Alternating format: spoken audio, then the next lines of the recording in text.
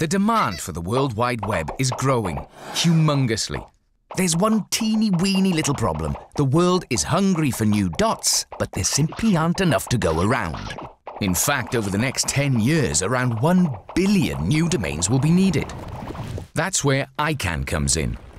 They govern the world's internet domains, and they have decided to make some new ones, sharpish.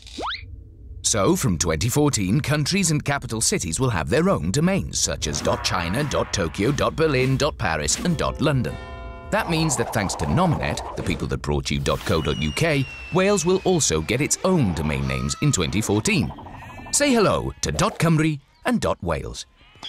So now you can be proud to be Welsh online. These little chaps are itching to be set free. However, the new domains will be released in phases over the course of the year. First up, we'll invite a select bunch of high-profile businesses and celebrities to adopt the new dots and join us as founders. Over the following 2 months, companies with protected trademarks will be able to secure their own dots. Then, other companies with business interests in Wales can pick up theirs too.